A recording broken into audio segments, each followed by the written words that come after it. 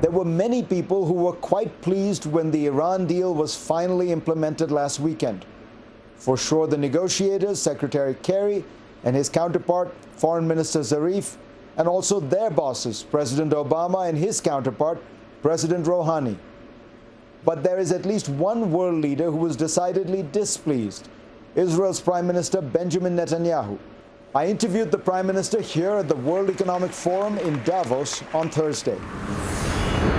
Mr. Prime Minister, the International Atomic Energy Agency now says that Iran has destroyed 98% of its enriched uranium, that its plutonium pathway, the Iraq facility, has been rendered inoperable, that it has done more than most people imagined, and more importantly, that the setbacks to its program, the discontinuation of the vast majority of its centrifuges to enrich uranium, that these setbacks are much more substantial than most military experts believed would have been possible by airstrikes, by military strikes. Shouldn't you be happy and celebrating this? Well, we always wanted this result, but we wanted something else. We wanted to make sure that Iran doesn't reconstitute a much larger capability to enrich uranium with 200,000 centrifuges, which they'll be free to do after 15 years. So the issue was never what happens now. The issue is how to prevent later Iran from breaking to the bomb. But to be fair, Prime Minister, you were suspicious about the interim agreement, said they would not abide by it. They abided by it. You were skeptical that they would actually make these changes that they have made, particularly to Iraq, which was the facility you wanted the bunker buster bombs for. Isn't it fair to say that Barack Obama has achieved through diplomacy what you could not achieve through military action? I always said that you could achieve through economic sanctions and the threat of potent military force results that would set back Iran's program. So that has been, that's the first part that I think is important. But the concern that I have and that others have in the region, just about everyone, is that after a period of time, Iran could resume on a much larger scale its military program because there's no connection to the lifting of sanctions or the lifting of restrictions on Iran's nuclear program to Iran's behavior. It can continue to send its terrorists and its covert armies and overt armies throughout the Middle East and would have the freedom to enrich as much uranium as it wants, which is the critical component for bombs. That was the source of our differences, the main source of our differences. And look, I hope that I'll be proved wrong. I hope that Iran will be seen to be a moderate country, moderating its changing its internal repression, stopping its external aggression. I hope I'll be proven wrong. I'll be the happiest person. But you don't have to be. But I'm not sure that I'll be proven wrong, and I have my doubts, and we shall see very soon. The Iranian foreign minister, when confronted with some of your arguments and objections, said publicly, how can Israel, which has nuclear weapons, sit in judgment over Iran, which does not? What is your response to him? Well, I'm not going to talk about his allegation, but I will say this. Israel doesn't seek to destroy anyone. In Iran, still today, after the agreement, during the agreement, before the agreement, Iranian leaders are talking about their goal to eradicate Israel off the face of the earth, to annihilate the 6 million Jews of Israel while denying the Holocaust that murdered another 6 million. That's what they say. They give $1 billion a year to Hezbollah for the purpose of creating a war front and the ability to bomb Israel's cities with statistical missiles, 100,000, and thousands of precision-guided missiles. It's all Iran. You take away the scaffolding of Iran and Hezbollah collapses. They support Hamas to the tune of about 100 million a year for the purpose of bombing us, and Iran, Hezbollah and Hamas say our goal, like Iran, our patron's goal, is to wipe out the Jewish state. So I think that to have a country committed to our destruction and the conquest of the Middle East, have nuclear weapons, Well, that ought to raise some concern. And so there's no symmetry. Israel doesn't seek to eradicate Iran. Iran seeks to eradicate Israel. In your struggle against Iran, you have made some unlikely allies. There is a kind of a tacit alliance between the major, what are called the moderate Arab states, Egypt, Saudi Arabia, and others with Israel. Is that an awkward situation to be in, given that Saudi Arabia is an Islamic state? It practices many of the forms of Islam that people regard as highly puritanical, quasi-medieval, even medieval. They chop people's heads off, they chop hands off. They have laws about blasphemy and apostasy. Not a lot of churches in Saudi Arabia, certainly no synagogues. How comfortable are you with that tacit alliance? I see the world as it is, not as I'd like it to be only, or not as we remember it nostalgically, and I work from that premise. I think Saudi Arabia recognizes today that it needs a path to reform as well, and they see, as do many in the Arab world, that they see Israel as an ally rather than as an enemy because of the two principal threats that threaten them. The first is Iran, and the second is Daesh. If you're closer to the Persian Gulf, Iran comes first. If you move to North Africa, to Egypt, Daesh comes first. But there's always the second. And so when they look around and they say, well, who can help us in this battle that threatens our very future? Obviously, Israel and these Sunni Arab states are not on opposite sides, and that's natural. That, I think, tells you there's a bigger story. I said this yesterday. I went with my wife to a dinner, the opening dinner here, and I met some of our European friends, including members of the EU.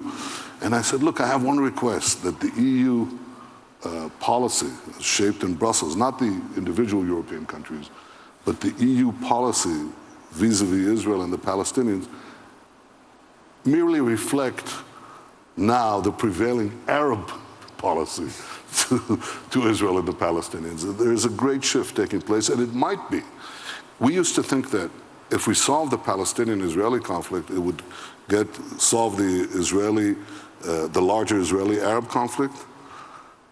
The more I look at it, the more I think it may be the other way around, that by nurturing these relationships that are taking place now, that could actually, with the Arab world, that could actually help us resolve the Israeli-Palestinian conflict, and we're actually working towards that end.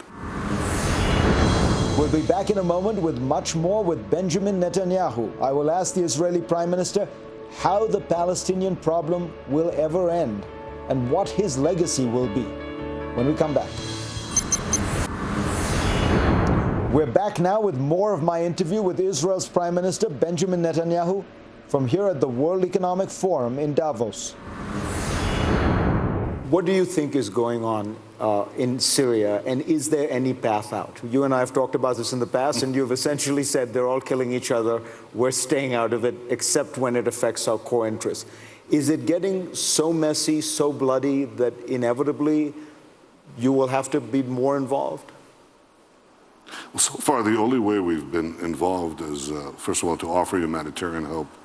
I've set up a field hospital, a military field hospital, right about 50 yards from the Syrian-Israeli border on the Golan Heights. We've taken in thousands of children, women, men, amputees, horribly disfigured, taken care of them at our own expense, and we take care not to have their photographs taken, because if their photographs are published, they can never go back to Syria. They'll be executed on the spot. So that's one involvement, a humanitarian involvement.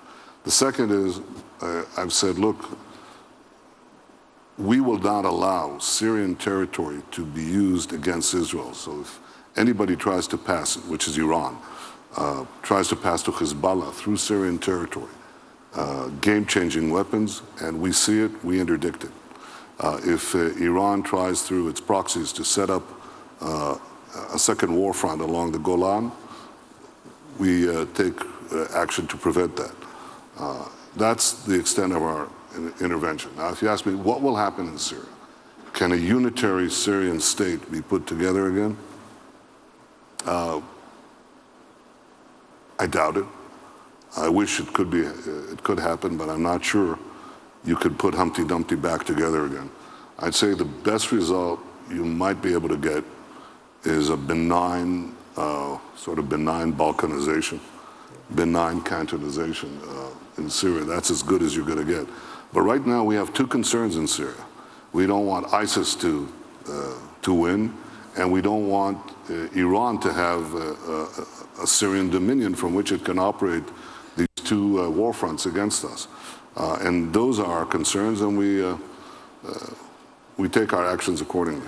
But isn't there a problem there, which is ISIS and the Assad regime, which is supported by Iran and Russia, are the two main fighting forces? In other words, you're searching for or hoping for a third outcome, a third force, in a way. So are the Arabs, so is the United States.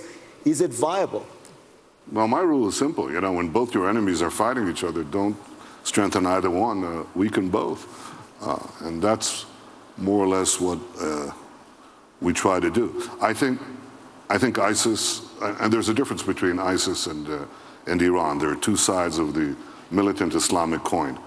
There's a difference. ISIS wants the caliphate now, here and now. That's the power of ISIS, the idea of here and now. So we'll redeem history, if you call it that, a really sick redemption. And you, the individual fighters, will be redeemed, and you'll go to this Islamist paradise with all the trappings right away. That's how they get all these people to come to fight for it. Iran says not caliphate now, but imamate later. The hidden imam will come back later, and first we have to establish step by step our power. But both of them want to dominate first the Middle East, and from there well beyond. I think that the first order of the day is to defeat ISIS. I don't think it's I think it's a doable thing. I think ISIS can be defeated. ISIS is an idea plus territory plus oil. It is possible to knock out the oil, which takes away half their revenues. It is possible to get at the nerve centers of their ideas, which are concentrated basically in two places. It's in Raqqa and it's in Mosul. It doesn't require taking care of all of Syria and Iraq. And we have these discussions with the United States and with others about this task. But to the extent that people ask our view, that's our view. You have had a long tenure in Israeli politics. You might have an even longer one. You know, they say that you should choose your father carefully if you want to live long. Your father lived to 102. What do you want your legacy to be? What do you want people to think of? There were many people who thought you might be the Nixon who took the United States to China, by which I mean the hardline conservative Israeli politician who would make peace with the Palestinians and create a two-state solution. Do you still hope, or did you ever hope that that would be your legacy? Yes. I mean, first of all, I'm not through yet. Let's get that straight. I think my first responsibility is to ensure the safety and security of the one and only Jewish state. That's not an easy feat. But if I look back 67 years since the founding of Israel, we were, we had a few 100,000 people. Today we have 8 million. We had a tiny GDP. It's much bigger today. Our GDP per capita has grown by leaps and bounds. We've built an army that can defend ourselves and can also offer a modicum of stability in our neighborhood. I want to ensure the future of the Jewish state while trying to achieve peace and stability in our region. That's a tall order. We've revolutionized our economy. I had something to do with it, to create a market economy. We need to, my father's generation was entrusted with regaining for the Jewish people what was lost in antiquity. That is, a state of their own, my generation is charged with protecting and nurturing what was regained. And in so doing, I think we can also change the world. The things that we're doing in Israel are changing the world. You know, they're changing it in medicine, they're changing it in communications, they're changing it in cyber, they're changing it just in so many things that can benefit our neighbors and the rest of humanity. To do all that, I have to make sure that the future of the Jewish state is safe and sound. That's my one goal. And I would like to be remembered as the protector of Israel. That's enough for me. Protector of Israel. Mr. Prime Minister, pleasure to have you on. Thank you.